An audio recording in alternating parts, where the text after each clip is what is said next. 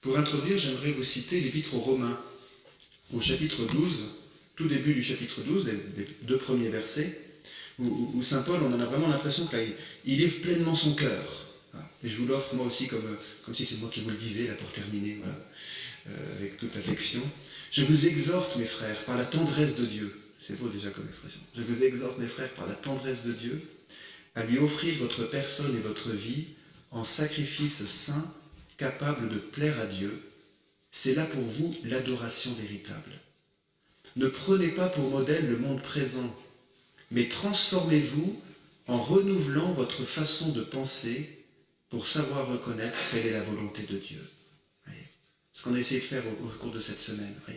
Pas pour modèle le monde présent, pas simplement en disant ce monde ne vaut rien, mais ce monde ne nous apporte pas suffisamment de hauteur et de profondeur pour penser la réalité sublime de ce que nous sommes et de ce que le Seigneur veut pour nous. Donc, ne prenez pas pour modèle le monde présent, mais transformez-vous en renouvelant votre façon de penser. Voilà.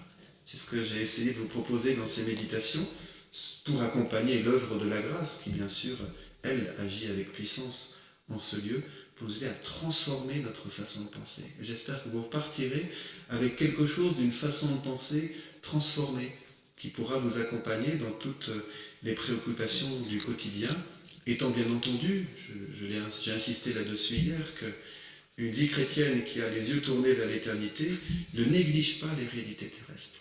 Et justement, cette dimension d'éternité vient transfigurer, éclairer, apaiser, nuancer, on pourrait employer plein d'expressions, la réalité de notre quotidien. Alors, terminer sur l'enfer et le purgatoire, c'est pas un super bouquet final, mais voilà, bon, écoutez, c'est la logique du développement qui veut cela. Normalement, cet enseignement aurait dû être intégralement hier, mais j'ai préféré prendre le temps. Et finalement, vous allez voir que ça finit pas si mal que ça. Au contraire. Pourquoi parler de l'enfer ? D'abord parce que c'est une donnée révélée, et à l'image de ce que nous avons fait hier pour le paradis, je vous propose de voir l'expérience que Benoît a eue d'une certaine perception de l'enfer. Je ne pense pas qu'on puisse dire qu'elle est allée en enfer. Ce ne serait pas juste de le dire ainsi, puisque l'enfer a quelque chose d'irrémédiable. Elle a eu une certaine perception de la réalité de l'enfer, et voilà comment elle nous en parle à travers les manuscrits du lot. Une fois, les démons portèrent Benoît en enfer. D'ailleurs, on m'a appris que par rapport au paradis, c'est la Vierge Marie qui lui a fait visiter le paradis. Là, c'est pas la Vierge Marie qui l'emmène jusqu'aux portes de l'enfer, pour le dire ainsi. Une fois, les démons portèrent Benoît en enfer, où elle vit une infinité de personnes de sa connaissance, qu'elle voyait depuis l'estomac, le reste du corps étant dans les flammes. Commence bien, Elle y était peu demeurée que 2 anges vinrent la retirer de là et l'emportèrent chez elle, ce qui la consola grandement. Ils lui dirent que Dieu avait permis cela afin qu'elle eût de la compassion pour les pécheurs. L'ange lui dit aussi, « Vous avez vu, ma fille, ces flammes et ces feux. Cette personne que vous savez, qu'elle lui nomme, qui était si impatiente, si elle n'est pas patiente, elle viendra là, ma fille. Avertissez-la bien de cela, afin qu'elle en profite et qu'elle évite ses peines. » Bon ben voilà. Pour tous les impatients, c'est une bonne nouvelle, n'est-ce pas ? Alors bien sûr, il s'agit de bien entendre ce texte. Qu'est-ce qu'il nous dit ? D'abord, Benoît fait une expérience spirituelle. Si vous commencez à être un peu habitué au lot, vous remarquerez que cette expérience n'est pas sans rappeler les phénomènes de délocalisation qu'elle a ressentis quand elle s'est sentie transportée sur les montagnes environnantes. Là, on nous dit bien que voilà, elle est portée par les démons, et puis 2 anges viennent la tirer de là. C'est exactement l'expérience qu'elle fait au col de l'Ange, où elle se sent transportée sur la montagne, et les anges la ramènent jusqu'à chez elle. Autrement dit, on est dans une expérience de délocalisation. C'est-à-dire qu'on est dans une réalité qui n'est pas le projet de Dieu, qui n'est pas l'endroit où Dieu nous a mis, où Dieu nous veut. Pour que ce soit très clair que l'enfer n'est pas dans le projet de Dieu. On parle des fois en théologie et spiritualité de l'enfer victimal. Et d'ailleurs, on va employer l'expression de manière non pas abusée, parce qu'on veut dire à quel point ce sont des lieux de souffrance. On va dire par exemple l'enfer des camps de concentration. Sauf que les gens qui étaient dans les camps de concentration, évidemment, qui n'ont pas demandé. Voyez. qui n'ont pas voulu. Donc, parler d'enfer, on se rend compte que ça peut donner l'impression, l'utilisation courante de ce mot enfer, que c'est une réalité dans laquelle on se retrouve malgré soi, en étant victime. Donc, l'expérience que vit Benoît, c'est une expérience de délocalisation. C'est une première chose. Ensuite, elle vit cette expérience dans le cadre de ce qui était son milieu de connaissance. Je ne reviens pas sur l'exemple du petit enfant, mais il est évident que pour pouvoir lui parler, le ciel intervient auprès de Benoît dans ces événements mystiques à partir de son langage à elle. De même que la Vierge Marie, qui parlait araméen, n'a pas parlé à Benoît en araméen, elle lui a parlé en gavo local et en français. Mais de même, pour pouvoir lui faire comprendre une réalité spirituelle, le ciel va employer des images qui étaient celles de son milieu de connaissance. Est-ce qu'on peut dire, en enfer il y a des flammes? Beaucoup de saints vont faire une expérience de quelque chose de cet ordre. Jésus va aussi parler d'un certain nombre de flammes, mais il faut se remettre dans un contexte. Est-ce que l'enfer est hyper chaud ou hyper froid? Je ne sais pas si c'est mieux dans l'un ou dans l'autre. À la limite, il n'est ni l'un ni l'autre sur le plan de nos sensations. C'est une autre dimension de la réalité. Pourquoi on parle de flammes de l'enfer? Essentiellement parce que la géhenne, c'est une expression qu'on va trouver, la géhenne de feu, on trouve ça souvent dans la Bible. Tout simplement, c'était un quartier de Jérusalem. Enfin, pas vraiment un quartier. C'était à côté de la ville de Jérusalem, c'était la décharge publique. Donc l'endroit qui sentait le plus mauvais qu'on peut imaginer, et puis dans laquelle brûlaient en permanence les détritus. Donc, dans l'imaginaire local, si vous voulez, pour dire quel est l'endroit où vous n'avez vraiment pas envie d'habiter, on va dire là-bas, la décharge publique où ça pue et où il y a des flammes. Bon, voilà, ça nous aide à penser l'endroit où on n'a pas du tout envie de vivre éternellement, c'est de cet ordre-là. Donc on est dans des images qui ont profondément du sens, mais qu'il s'agit toujours de pouvoir dépasser pour ne pas réduire la réalité de ce qui nous est révélé. Vous noterez encore que dans l'expérience de Benoît, il y a quelque chose de l'ordre de la pédagogie. Dieu a permis qu'elle vive cette expérience pour avoir plus de compassion pour les pécheurs. Dieu a permis qu'elle vive cette expérience pour qu'elle puisse prévenir cette personne si impatiente qu'il faut vraiment qu'elle change de comportement. Une visée pédagogique. Ça, c'est toujours très important de pouvoir repérer que la révélation sur l'enfer a une dimension pédagogique. Alors, il y en a qui vont dire, et ça, c'est pas juste du tout, de dire l'enfer n'existe pas, mais pour nous assurer qu'on fasse le bien, le Seigneur nous prévient d'un enfer comme une réalité qui n'est pas. Là, ce serait une pédagogie un peu bizarre. Je ne pense pas que celui qui est la vérité tout entière puisse nous manipuler ainsi. Vraiment, je trouve que ce n'est pas juste. En revanche, de se dire, s'il y a la révélation de l'enfer, c'est pour effectivement, autant nous sommes appelés à désirer le ciel, autant il s'agit pour nous de refuser absolument cette perspective infernale. Et c'est pour ça que le Seigneur nous le révèle. Le livre du Deutéronome, au chapitre 29, verset 18, dit cette parole essentielle, d'ailleurs, qui peut s'appliquer aussi aux tentations ésotériques, tentations d'aller lire l'horoscope et tout ça. Il dit, il y a des choses que Dieu a voulu révéler pour que nous les mettions en pratique, pour que nous en ayons une connaissance qui nous permet une mise en pratique. Et puis, il y a celles qu'il a voulu laisser cacher. Voilà. Ça, c'est le mystère de Dieu. Donc, notre objectif de vie, c'est pas d'aller chercher ce que Dieu a voulu laisser cacher. C'est pour ça qu'on ne va pas appeler les morts, qu'on ne va pas consulter les horoscopes. C'est la réalité que Dieu a voulu laisser cacher. Et s'il en est ainsi, c'est que c'est bon pour nous. En revanche, il y a ce que le Seigneur a révélé pour que nous le mettions en pratique. Et là, nous avons un devoir d'être à l'écoute de ce qu'il a révélé pour le mettre en pratique. Et comme il nous a révélé l'existence de l'enfer, nous avons un devoir, celui de regarder en face. Bien sûr que c'est pas agréable. Il y en a beaucoup d'entre vous qui ont eu une homélie sur l'enfer cette année. Ces 5 dernières années, ces 10 dernières années. C'est quand même gênant. Alors on comprend bien qu'on est sorti d'une époque qui commence maintenant à être assez lointaine, où l'enfer était un sujet de prédication privilégié. Et ça avait pu, et ça a marqué encore les générations les plus anciennes de ceux qui nous entourent, ça a marqué les gens dans une forme de religion de la peur qui n'est évidemment pas la belle manière de vivre sa vie spirituelle chrétienne. Mais en même temps, c'est dommage qu'on ait évacué totalement cette réalité, parce que si le Seigneur nous la révèle, c'est qu'il y a pour nous une exigence à savoir l'entendre. Et là, excusez-moi, mais le Christ est extrêmement clair. Il va parler des fois de ce lieu où il y aura des pleurs et des grincements de dents. Il va parler, si vous avez médité en carrefour le texte de Matthieu 25, c'est très clair qu'il y a ceux qui vont dans la vie éternelle, et puis à ceux, allez-vous-en, loin de moi, maudits. Alors maudits, c'est pas qui reçoivent une malédiction, mais c'est qui sont malheureux. On a retraduit d'ailleurs un certain nombre de passages des évangiles dans la nouvelle traduction liturgique, où avant on disait malheur à vous, et maintenant on dit malheureux êtes-vous. C'est pas la même chose. Voyez. Donc malheur à vous, c'est une sentence, malheureux êtes-vous, c'est un constat. Voyez. Et là, on est dans l'ordre du constat. Allez-vous-en loin de moi, maudits, dans le feu préparé pour Satan et ses anges. Voyez. Donc le Christ a des paroles très claires. Des fois, elles sont pas... Ah si, elles sont quand même aussi claires. Quand il dit, par exemple, si vous ne devenez pas comme des enfants, c'est l'évangile que nous avons eu mardi, vous n'entrerez pas dans le royaume de Dieu. Bah, si on n'est pas dans le royaume de Dieu, on est où? On sait bien qu'on est ailleurs que dans le royaume de Dieu. Donc, il n'y a pas directement le mot enfer, mais il y a quand même la réalité d'une éventualité qu'on puisse ne pas entrer dans ce lieu, c'est pas vraiment un lieu, mais dans le projet de Dieu qu'est sa vie éternelle.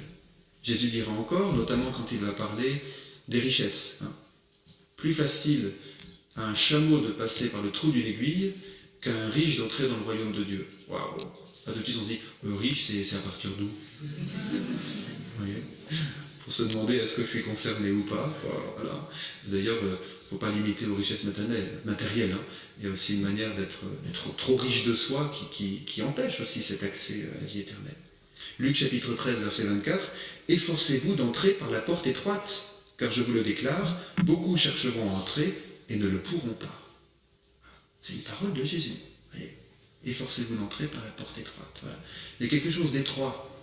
Étroit, certainement pas comme le concours de passage est réduit, comme dans les concours où il y en a beaucoup qui le passent, mais il y en a peu qui finalement arriveront à entrer dans la grande école. Non, mais dans la logique, la porte est étroite, donc il s'agit pour nous de prendre la forme de cette porte qu'est le Christ, voyez. Donc d'être petit, d'être humble. Et c'est ça qui nous permet d'accéder au ciel. Prendre la forme de la porte, prendre la forme du Christ, c'est finalement ce qui nous est donné par le mystère pascal. Aucun d'entre nous ne peut de lui-même prendre la forme du Christ. Et justement, lui a pris chair, il a pris notre péché sur la croix pour que nous prenions sa forme à lui et donc que nous puissions entrer par la porte étroite. On pourrait multiplier tous les passages qui nous parlent de l'enfer. Vous connaissez certainement cette parabole du riche et du pauvre Lazare. Où là aussi c'est intéressant à entendre. Alors l'objectif ultime de cette parabole n'est pas de nous révéler des choses sur l'enfer. L'objectif ultime c'est de dire écoutez le Christ. Parce qu'il y a ce riche qui fait des festins en abondance, et puis un pauvre à sa porte, et il ne le voit même pas. Et voilà, quand arrive la mort, le pauvre est emporté dans le sein d'Abraham, et le riche se retrouve dans cette situation dont il nous est dit, il était au supplice au séjour des morts, il leva les yeux, là je suis dans l'évangile de Saint Luc au chapitre 16, verset 22. Comme il était au supplice dans le séjour des morts, il leva les yeux et aperçut de loin Abraham avec Lazare auprès de lui. Il se mit à crier « Père Abraham, aie pitié de moi et envoie-moi Lazare, qu'il trempe dans l'eau le bout de son doigt et qu'il vienne me rafraîchir la langue, car je suis au supplice dans cette flamme. » Abraham répondit « Un abîme a été mis entre vous et nous. » Voilà. Bon. Mais qu'est-ce qu'il a mis cet abîme? En tout cas, la révélation, c'est qu'il y a un abîme. Donc, la fine pointe, encore une fois, de cette parabole, c'est que ce riche demande qu'on aille prévenir ensuite sa famille, et puis Abraham lui dit, ils ont Moïse et les prophètes qui les écoutent. Non, mais si quelqu'un revient des morts, là ils l'écouteront. Ben justement, Jésus-Christ est revenu des morts, est-ce que nous l'écoutons? C'est ça, bien sûr, la fine pointe. Voilà, cette interrogation sur est-ce que nous sommes disposés à entendre ce que la parole de Dieu nous dit. Dans bien des cas, il y a des choses qu'on ne veut pas entendre. C'est vrai dans la vie de couple, j'imagine. On ne veut pas l'entendre. Et là, la réalité de l'enfer, il s'agit pour nous de l'entendre, comme une vérité de foi absolument incontestable. Après, il s'agit d'intégrer cette révélation dans tout ce que nous avons vu jusqu'alors. Parce qu'on ne va pas dire, oh là là, ça y est, on est rentré dans la partie hard, donc tout ce qui précède, on met à la poubelle. Non. Et c'est pour ça qu'on a commencé par tout ce qui précède depuis le début de la semaine, sur l'amour infini que Dieu nous porte, sur son désir de nous libérer, sur les grâces et la présence de la cour céleste pour nous encourager et nous aider à avancer dans la vie, sur la présence des anges et de notre ange gardien pour être d'abord le gardien de notre âme afin qu'elle ne se fourvoie pas, sur le fait que le projet essentiel du Seigneur, c'est pour nous la vie éternelle auprès de lui. Voilà. Donc n'oubliez pas tout cela maintenant qu'on aborde l'enfer. Mais il s'agit avec tout cela de tenir en même temps la réalité de l'existence de l'enfer. C'est-à-dire d'abord la réalité de l'existence d'un jugement. Nous avons un jugement sur nos actes. Voilà. 2 Corinthiens chapitre 5 verset 10. Il nous faudra tous comparaître à découvert devant le tribunal du Christ pour que chacun reçoive ce qu'il a mérité, soit en bien, soit en mal, pendant qu'il était dans son corps. Donc cette logique de jugement qui a été beaucoup développée dans l'iconographie, dans les représentations des tympans de cathédrales, mais qu'il s'agit de bien entendre. Je disais hier, je crois, c'est pas Dieu qui se dit peut-être bien que oui, peut-être bien que non. Et de quel côté va pencher la balance. On est dans quelque chose de bien plus existentiel. Et c'est ça qui est difficile en fait par rapport à la réalité infernale. C'est qu'on est placé devant la réalité existentielle, dramatique et en un sens incompréhensible du mal. Le mal est une réalité complètement aberrante. Et finalement, la tendance qu'on peut avoir à retirer l'enfer de la révélation, c'est que d'une certaine manière, on veut pas, on a du mal, et c'est bon signe, c'est plutôt sain, on a du mal à voir en face la réalité du mal. Elle nous effraie, elle nous écœure, encore une fois, c'est bon signe parce que nous le savons fait pour le bien. Voyez. Quelque chose du mal qui est pas seulement incompréhensible, mais en un sens inconcevable. J'aime beaucoup le livre d'un dominicain, le père Jean-Miguel Garrigue. Son livre s'appelle « Dieu sans idée du mal ». Voyez. Dieu, quand il a créé, il n'avait pas idée du mal. Il ne pensait pas qu'il était envisageable que sa créature à qui il a tout donné puisse se détourner de lui. Voilà. Il y a quelque chose de hors concept. Voyez. Donc l'enfer nous paraît hors concept. Comment est-il possible que quelqu'un décide, parce que c'est un jugement sur nos actes, ça veut dire responsabilité, mais en même temps, Jésus va nous révéler, Jean chapitre 5, verset 24, « Celui qui écoute ma parole et qui croit en celui qui m'a envoyé à la vie éternelle, il ne vient pas en jugement. » Ouais, on peut échapper au jugement, super. Jean chapitre 3, verset 17, « Dieu a envoyé son Fils dans le monde, non pas pour juger le monde, mais pour que par lui le monde soit sauvé. Celui qui croit en lui échappe au jugement, celui qui ne veut pas croire est déjà jugé. » Ouais. Donc en fait, le jugement divin, nous pouvons y échapper. Le jugement, le Père l'a remis à son Fils, le Fils ne vient pas juger mais sauver, il vient remettre dans nos mains, par liberté de réponse d'amour, le jugement sur notre propre vie. Je crois que ça c'est essentiel à entendre. Le jugement, c'est pas Dieu qui va dire je te veux pas, c'est notre âme qui va décider d'elle-même. Vous voyez, on est dans quelque chose de bien plus existentiel. Parce que finalement, ça interroge toute l'orientation de notre être. Et je pense que c'est ainsi qu'il s'agit d'accueillir la réalité infernale. Et en même temps, ça nous place devant l'absurdité. Comment quelqu'un pourrait décider d'être malheureux éternellement? Pas possible. C'est aberrant. Comme est aberrant le péché.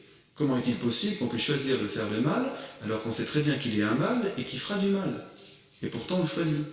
Donc personne d'entre nous ne devrait être pécheur, c'est bon? Voyez, ce paradoxe du mal, on est quand même dans une forme de complicité. Et on se rend bien compte que ça ne touche pas simplement notre attention à être plus gentil dans la vie et tout ça, bien sûr que ça se concrétise ainsi. Mais ça touche quelque chose d'encore plus existentiel, qui est notre mystérieuse complicité avec cette part obscure de la création qu'est le mal. Et cette mystérieuse complicité, il est possible qu'elle se poursuive éternellement.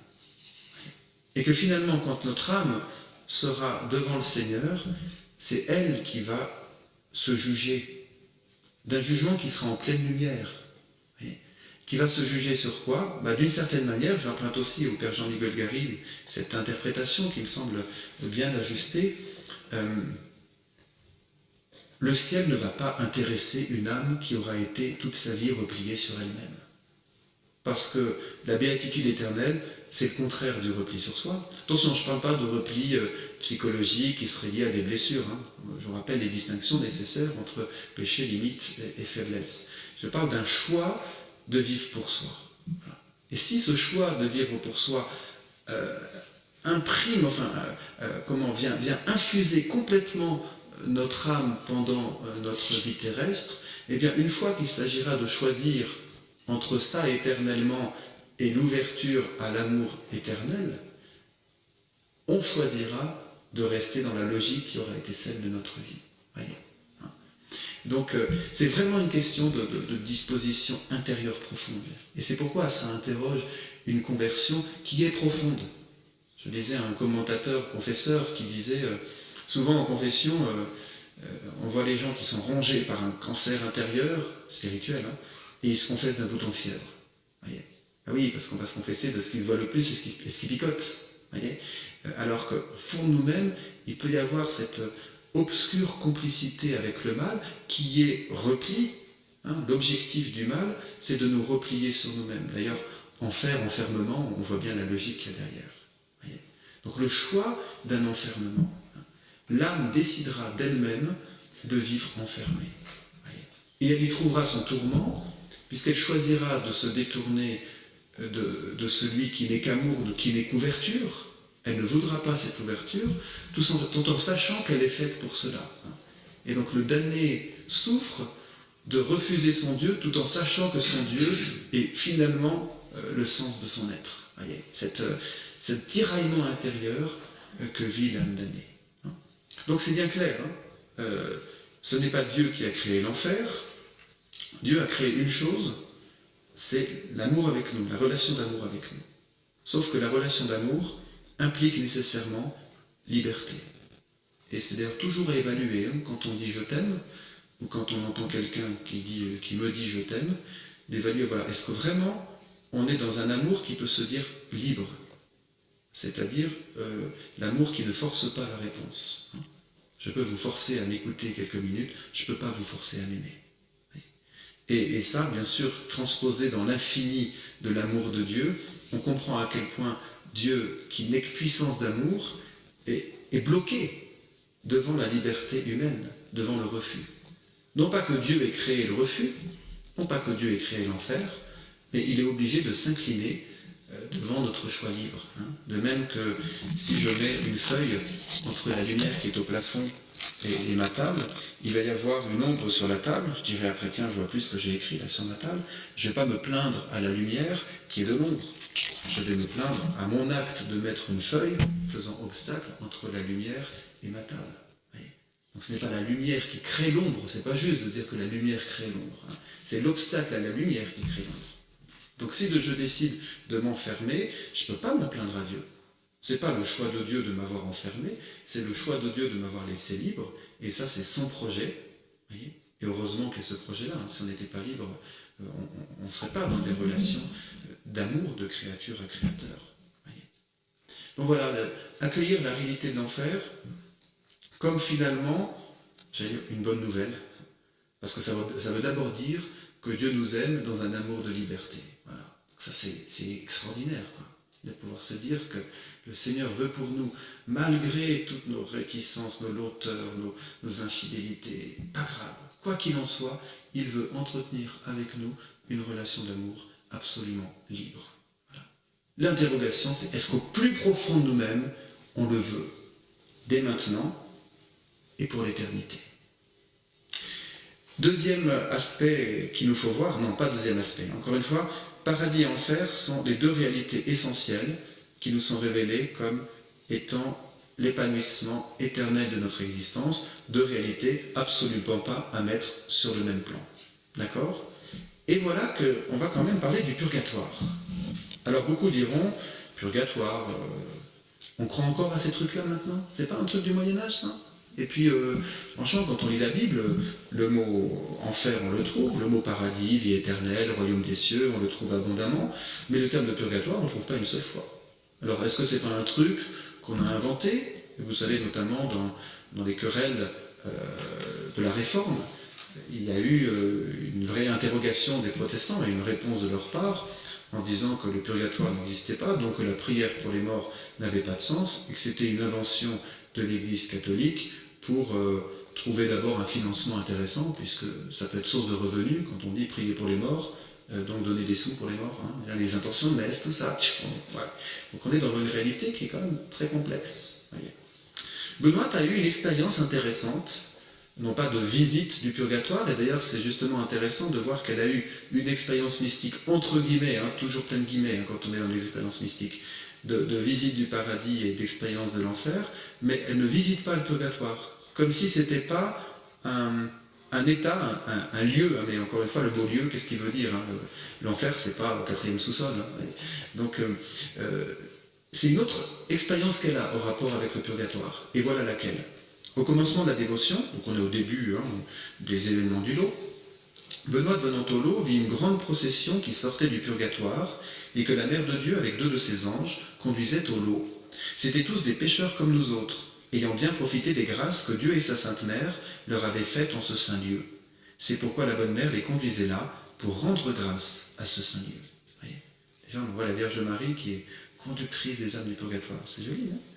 Deuxième texte encore plus significatif, le jour de la Toussaint, Benoît allant à la croix vit 2 anges qui menaient avec eux une grande procession d'âmes qu'ils avaient cette nuit-là tirées du purgatoire.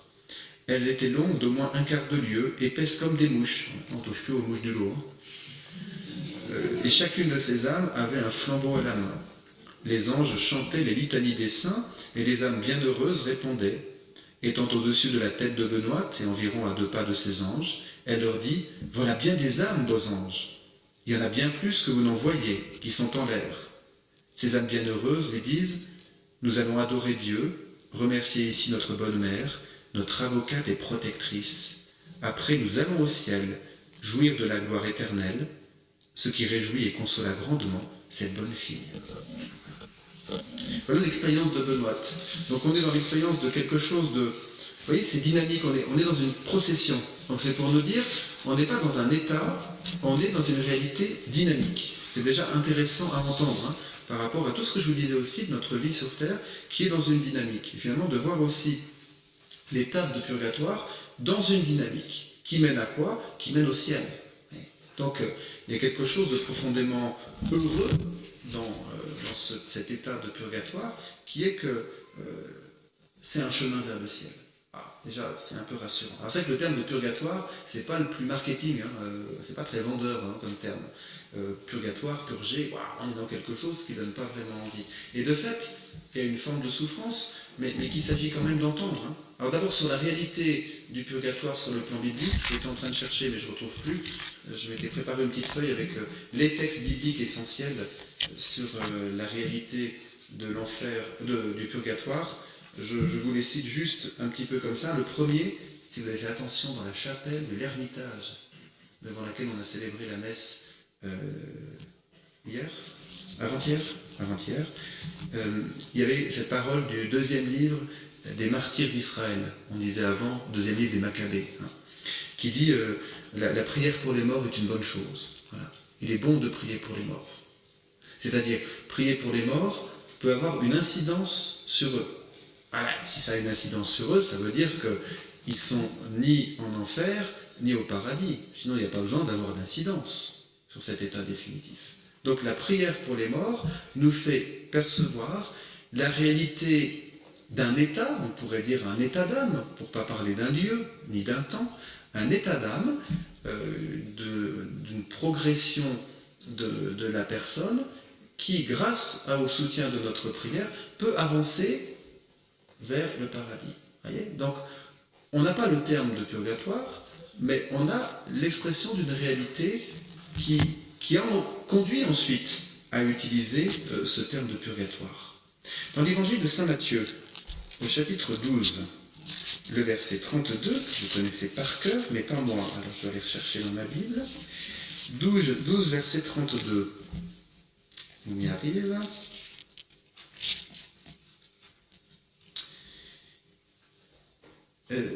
Quiconque aura dit une parole contre le Fils de l'homme, cela lui sera remis, Mais quiconque aura parlé contre l'Esprit Saint, cela ne lui sera remis ni en ce monde, ni dans l'autre. Voilà. On dirait, c'est pas super clair votre truc, hein. Enfin, c'est les paroles de Jésus, pardon Seigneur. Hein. Non, mais je veux dire, c'est pas une parole clarissime. D'autant qu'elle est en train, Jésus est en train de nous parler du péché contre l'Esprit Saint, péché irrémissible. Alors, vous trouverez des tonnes et des tonnes de théologiens qui essaient de comprendre qu'est-ce que le péché contre l'Esprit Saint. Grand mystère. Mais ce qui est intéressant, c'est que Jésus nous dit, il y a un péché de l'Esprit Saint, contre l'Esprit Saint, qui ne peut pas être remis, ni dans ce monde, ni dans l'autre. Ah, là, ça veut dire qu'il y a des péchés qui peuvent être remis dans ce monde ou dans l'autre. Ça veut dire qu'il y a une possibilité que dans l'autre monde, c'est-à-dire après notre mort, il y ait des péchés qui sont encore remis. Donc ça veut dire qu'il est possible qu'on soit dans une situation où on n'est pas encore en enfer, pas encore au paradis, mais où on est dans une transition où des péchés peuvent être remis. Donc encore une fois, on n'a pas la révélation massive de l'existence du purgatoire, on a la révélation implicite d'un état qui suit notre mort, mais qui n'est pas encore l'état définitif, dans lequel il peut encore y avoir une forme de progression. Dans la première aux Corinthiens, au chapitre 3, les versets 11 à 15, là aussi on a quelque chose d'intéressant. Que si sur ce fondement on bâtit avec de l'or, de l'argent, des pierres précieuses, du bois, du foin, de la paille, l'œuvre de chacun deviendra manifeste. Le jour en effet le fera connaître, le jour avec un J majuscule, c'est-à-dire le jugement. Le jour en effet le fera connaître, car il doit se révéler dans le feu. Et c'est ce feu qui éprouvera la qualité de l'œuvre de chacun. Et c'est de là qu'on va trouver cette idée de purgatoire, de feu purificateur, voyez, de feu qui va purifier l'âme de scories qui ne lui permettent pas d'être totalement amour. Ce qui peut se comprendre sur le plan théologique ou spirituel, au ciel il n'y a que de l'amour. Dieu n'est qu'amour, au ciel il n'y a pas de place pour autre chose que de l'amour. Aucune trace de mal ne peut être au ciel. Et comme évidemment en nous il n'y a aucune trace de mal, c'est bon, dès qu'on meurt on va au ciel, vous êtes d'accord? Ah bah ouais, tiens, un problème, hein, c'est qu'on sent qu'est-ce qu'il en est de cette complicité avec le mal qui a besoin d'être purifiée. Alors bien sûr que sur terre nous avons des grâces qui nous le permettent, évidemment le sacrement du pardon, ainsi que les indulgences qui libèrent aussi des conséquences des péchés. Il n'y a pas seulement le mal que l'on commet, mais toutes les conséquences qui sont induites par le mal que l'on commet. Et puis, il y a toutes les grâces eucharistiques, il y a toute la charité. La charité couvre une multitude de péchés, dira saint Paul. Donc, plus vous êtes pécheur, plus vous dites-vous, allez, il faut que je sois charitable. Voilà. Parce que là, il y a quelque chose qui couvre, voyez, la puissance de la charité. Mais de fait, il y a des chances, en tout cas je parle pour moi, d'arriver au terme de notre vie et de ne pas être totalement amour. Et là, puisqu'il ne peut pas y avoir autre chose que de l'amour en Dieu, tant pis pour nous. Ou alors, heureusement qu'il peut encore y avoir une phase de purification qui nous permettra de pouvoir embrasser celui qui n'est qu'amour.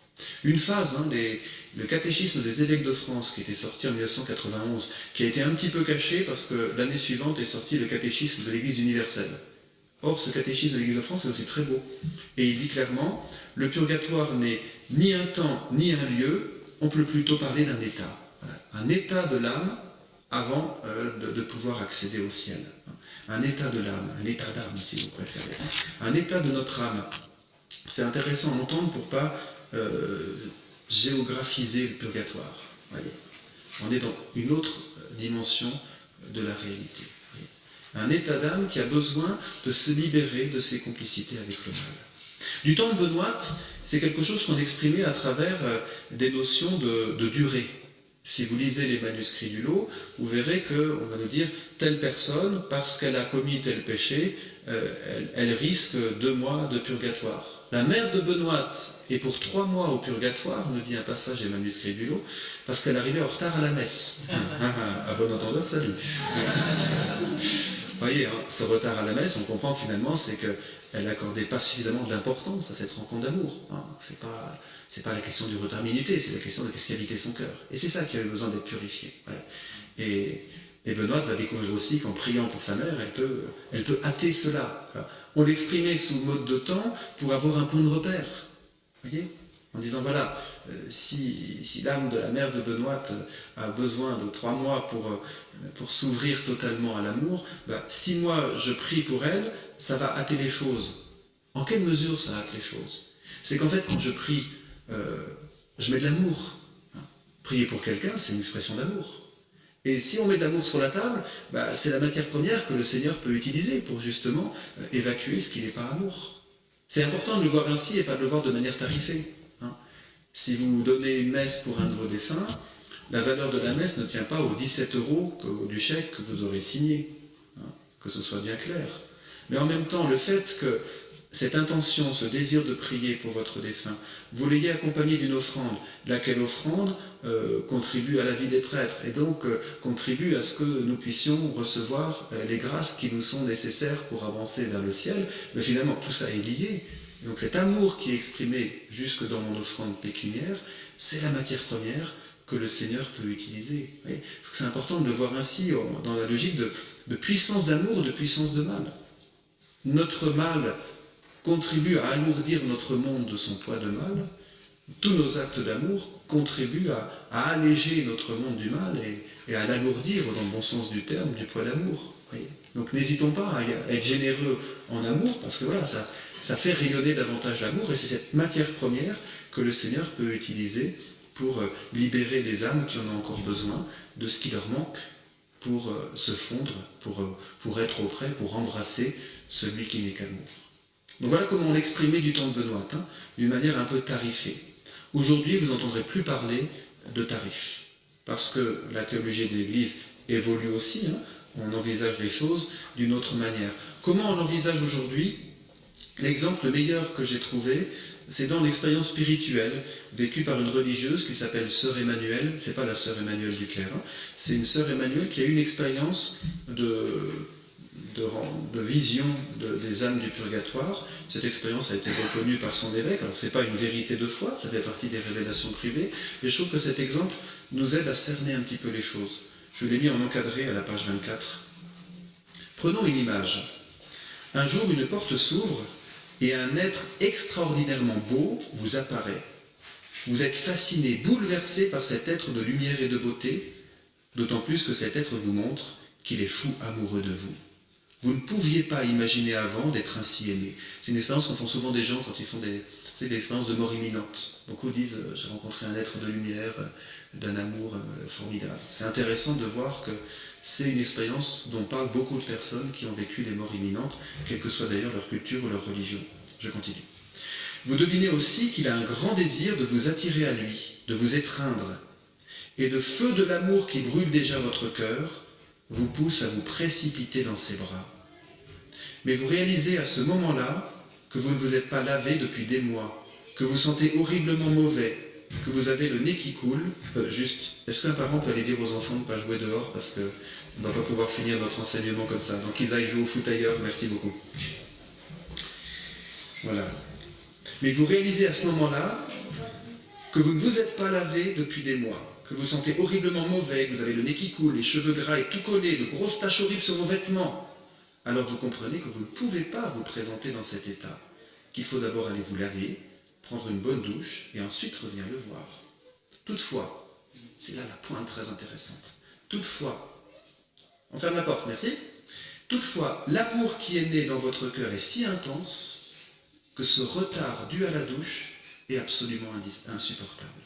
La douleur de l'absence, même si elle ne dure que quelques minutes, est une brûlure atroce dans le cœur, car elle est proportionnelle à l'intensité de la révélation de l'amour.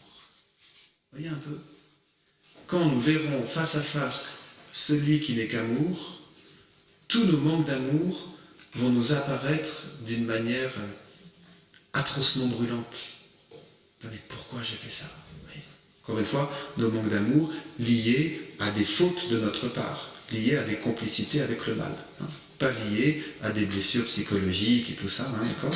Le manque d'amour lié à notre complicité avec le mal va nous apparaître dans toute sa laideur quand nous serons devant celui qui n'est que beauté, et il y aura donc une forme de, pas simplement de regret d'avoir fait ce mal, mais de désir de se libérer de toute complicité.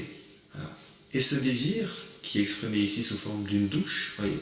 Donc d'une forme de temps, mais de temps intemporel, de temps qui n'est pas de durée, mais d'une expérience intérieure douloureuse liée au fait de ne pas avoir été tout amour. Voyez ? Et donc, effectivement, comme c'est dit dans cette expérience, la douleur de l'absence est une brûlure atroce dans le cœur car elle est proportionnelle à l'intensité de la révélation de l'amour. Voilà, donc le purgatoire doit être vraiment accueilli de manière ajustée par rapport à l'ensemble du mystère de Dieu, comme étant profondément dans sa logique d'amour infini. Oui, dans sa logique d'amour infini. Et à cet égard, ce ne serait pas juste de vivre une vie chrétienne dans l'attente angoissée de savoir combien on va payer ça au purgatoire. Voyez ? Mais en se disant, voilà, déjà,